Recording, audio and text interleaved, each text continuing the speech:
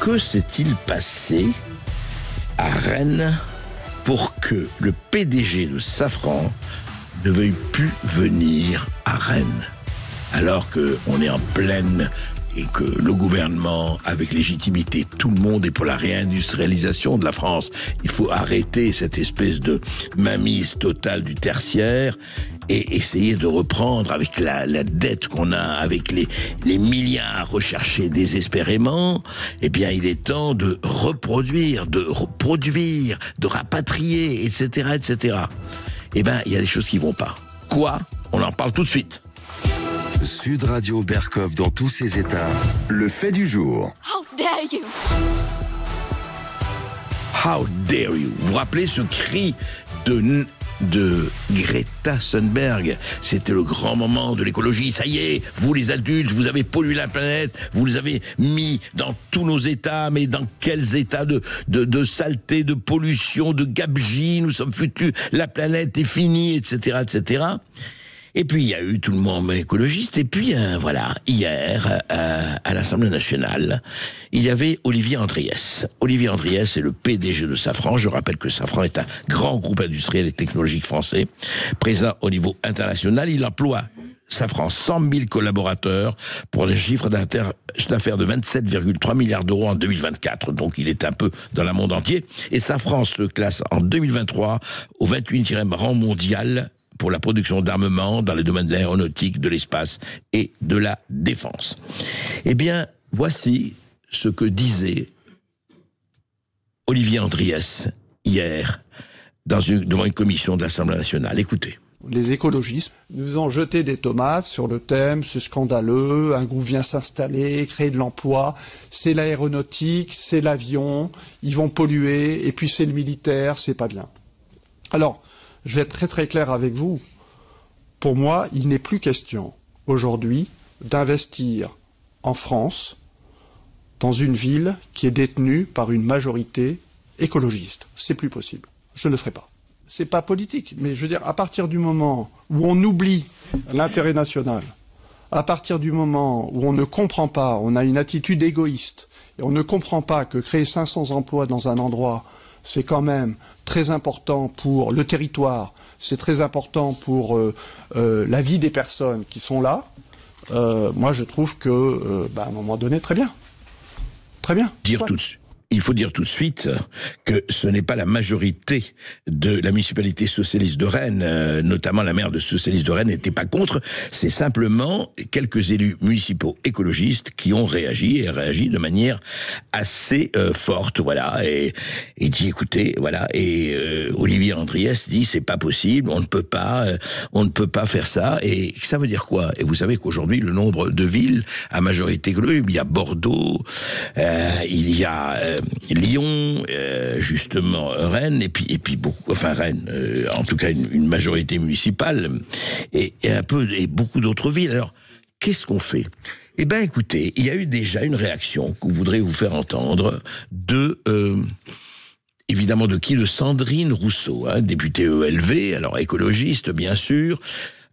Écoutez Sandrine Rousseau qui a réagi justement aux déclarations du PDG de Safran. La question, c'est 500 emplois, pourquoi faire et de quelle pérennité ces emplois sont-ils le nom en fait? Si c'est pour détruire la planète, on a 500 emplois qui derrière vont probablement durer un temps très court et qui n'auront pas de débouchés industriels intéressants. Donc en fait, voilà, je pense que c'est ce que les élus écologistes ont voulu dire. Voilà. Je rappelle que effectivement Lyon, Strasbourg, Bordeaux, Besançon, Tours, Annecy et Grenoble, eh bien les Verts ont remporté, je rappelle, 7 villes de plus de 100 000 habitants lors des municipales, sans compter Marseille. En tout cas, il y a ça. Et voilà ce que dit Sandrine Rousseau. 500 emplois, pourquoi faire? Mais c'est vrai. Et des milliers d'emplois, pourquoi faire? Mais ça sert à quoi? Ça va durer combien de temps? Pour détruire la planète, ajoute-t-elle. Je rappelle quand même que Sandrine Rousseau a été maîtresse de conférences en économie, elle était à Lille, oui, elle était professeure d'économie à Lille. Et ben dis donc, l'économie française, ça va de mieux en mieux avec de tels professeurs. Alors, on se dit, mais qu'est-ce qui se passe? Comment vraiment on peut avoir cela? Surtout au moment où on connaît les licenciements, le Tour de France des licenciements, on ne va pas les numérer, il faudrait une demi-heure, entre industrie automobile et équipementier, entre chimie et pétrochimie, entre bâtiment et construction, entre commerce et grande distribution, entre métallurgie et sidérurgie, pharmacie et santé, technologie et médias. Le nombre d'emplois supprimés depuis quelques mois est hallucinant. Je ne vais pas vous faire, il faudrait une heure pour vous donner le détail. Mais ça veut dire quoi? Ça veut dire qu'on veut quoi, en fait, quand on reçoit avec des tomates le PDG, enfin pas le PDG lui-même, mais Safran, parce que ils ont quand même le scandaleux de faire une usine de moteur d'avion à Rennes et de créer 500 emplois, évidemment. Ça sert à quoi? Ludovic Malo, bonjour. Bonjour André, merci pour l'invitation. Mais je vous en prie, vous êtes économiste et entrepreneur, vous avez déjà reçu, on va en parler d'ailleurs de votre lettre pétition, mais surtout, quand vous écoutez Olivier Andriès, et que vous écoutez après une réaction comme celle de Sandrine Rousseau, et que vous connaissez comme moi le tableau des licenciements, du chômage un peu dans toutes les industries possibles et imaginables, juste 1254 emplois supprimés, et tout ça en quelques mois, à Michelin, etc., etc. Comment vous réagissez? Écoutez, je crois que les propos de Madame Rousseau en disent long sur l'état de délabrement intellectuel de certaines personnalités politiques dans ce pays. Je crois que c'est effrayant d'entendre ce type de propos. Je crois qu'Olivier Andriès a jeté un pavé dans la mare. Il a dit tout haut ce que les gens pensent tout bas. La plupart des entrepreneurs sont accablés de normes, de restrictions, et aujourd'hui on voit que ça prend une mesure politique, et ceci est vraiment inquiétant. Je dirais que aujourd'hui, ce qu'il faut vraiment retenir, c'est que le discours écologique est souvent un cheval de Troie idéologique. Donc on voit bien que on a affaire à des pastèques, en fait. Des pastèques, c'est quoi? Ils sont verts à l'extérieur et ils sont rouges à l'intérieur. Rouges soviétiques à l'intérieur. Ouais. Donc on a affaire à des gens qui ont une idéologie fondamentalement marxiste et qui cherchent à mettre en place et en collusion avec le programme mondialiste, le World Economic Forum, certaines fondations, Rockefeller et Bloomberg, à mettre en place le concept de Smart Cities de 15 minutes, des concepts où finalement on enferme les gens dans un espace confiné pour qu'ils aient soi-disant accès à tout et que tout soit bien dans le meilleur des mondes, et où finalement c'est la technologie, donc une technostructure qui prend le contrôle de la société, et les gens sont régulés, confinés et contrôlés à travers une surveillance numérique, reconnaissance faciale. Donc c'est une préfiguration du modèle à la chinoise, grossièrement. Mais Ludovic Malo, pardon, mais qui peut, alors si, sans aller, peut-être qu'on va aller, enfin que c'est et que les écologistes et autres, vous dites idéologues, veulent aller vers ça, mais enfin, qui est contre le fait que des usines, le fait que des entreprises veulent implanter, faire retravailler la France? On ne parle que de ça du matin au soir, et les princes qui nous gouvernent et tous les autres, réindustrialisation, rapatriement, relocalisation, etc., etc. Il y a quand même quelque chose qui sort un peu du domaine du bon sens.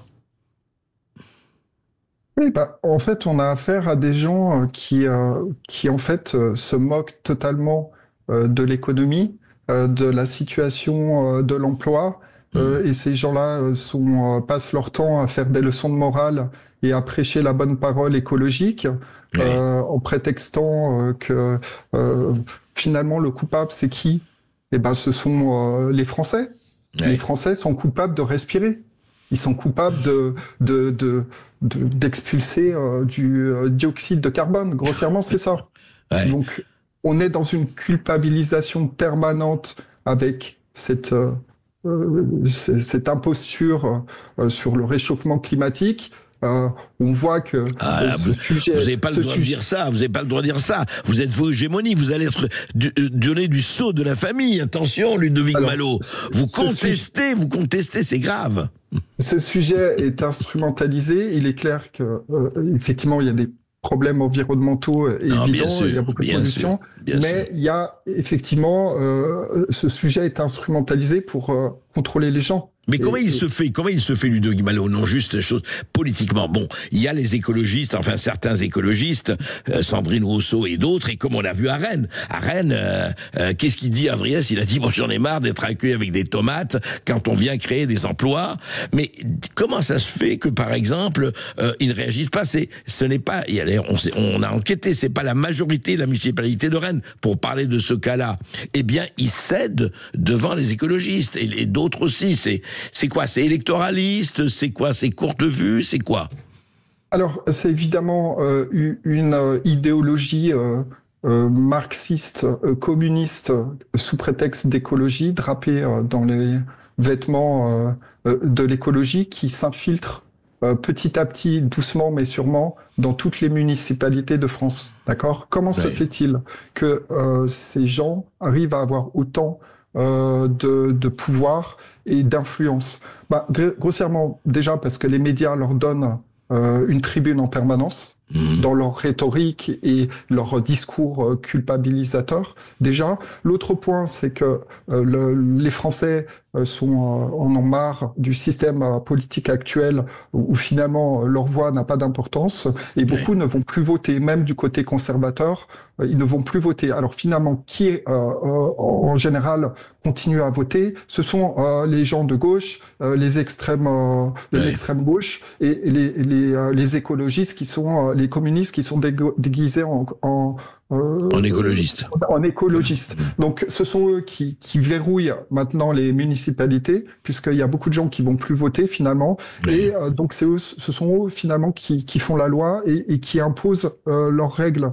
Donc, les propos tenus par le PDG de Safran, c'est entre guillemets un cri d'alarme. C'est très inquiétant qu'un PDG français fasse ce type de déclaration. On croit rêver. Jamais on pourrait voir ça, par exemple, en Suisse. Moi, je vous parle de Genève parce que j'habite à Genève et je connais très bien les deux pays. Alors, jamais un PDG d'une entreprise suisse serait accueilli comme ça par des gens qui se prétendent écologistes. Je dis, on croit rêver. Je crois que la France est arrivée à un niveau de bassesse intellectuelle avec ces pseudo-écologistes qui est vraiment effroyable. Oui, c'est un vrai problème. Restez avec nous, j'ai encore une question à vous poser. Après la petite pause, effectivement, Ludovic Malo, on avait parlé d'un certain nombre de sujets la dernière fois que vous étiez venu. Eh bien, à tout de suite, pour une ou deux questions encore. Restez avec nous, on n'a pas fini de parler de ce qui se passe en France du point de vue de la bassesse ou de la hauteur intellectuelle. Sud Radio Berkov dans tous ses états, midi 14h. André Berkov. Et nous sommes toujours avec Ludovic Malo, économiste et entrepreneur, auteur du Suicide monétaire aux éditions Maya. On l'avait reçu d'ailleurs pour ce livre.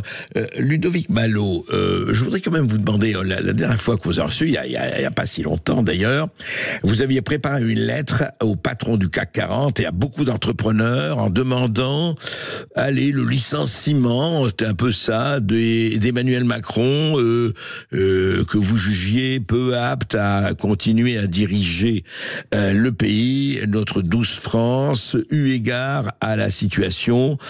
Et est-ce que vous avez eu des réponses? Est-ce que vous avez eu des échos sur cette lettre que vous avez envoyée à un peu tout le monde, enfin le monde des entrepreneurs, je parle? Alors, je dirais que ça a circulé, ça a surpris un petit peu.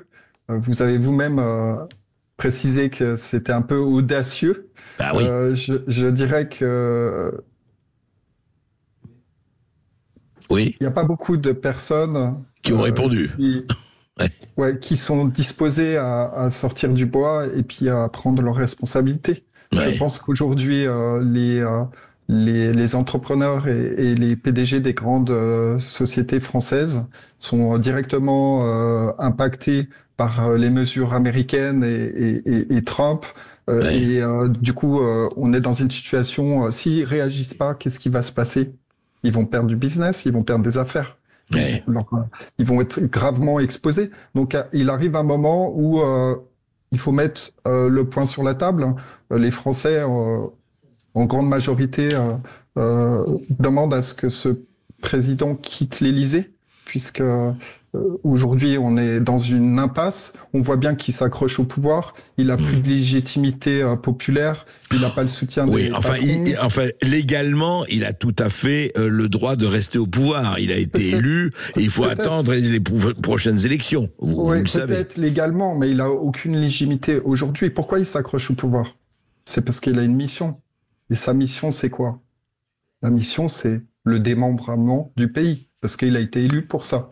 Ça, il faut le comprendre. Oui, alors, Donc- bon, c'est ce que vous dites, c'est votre opinion, on n'est pas obligé de la partager, mais est-ce que, moi je voudrais revenir à cela quand même, est-ce que vous pensez que le cri d'alarme, ou en tout cas la colère d'Olivier Andréès, du patron de Safran, est-ce que vous pensez qu'aujourd'hui on a besoin, enfin, il serait bon pour ce qui se passe actuellement dans le pays, pour parler de la France, que d'entendre d'autres voix qui disent, en dehors du fait de Macron et de la personne de Macron, s'il reste ou pas, en disant la situation est grave et elle est plus grave qu'on ne pense.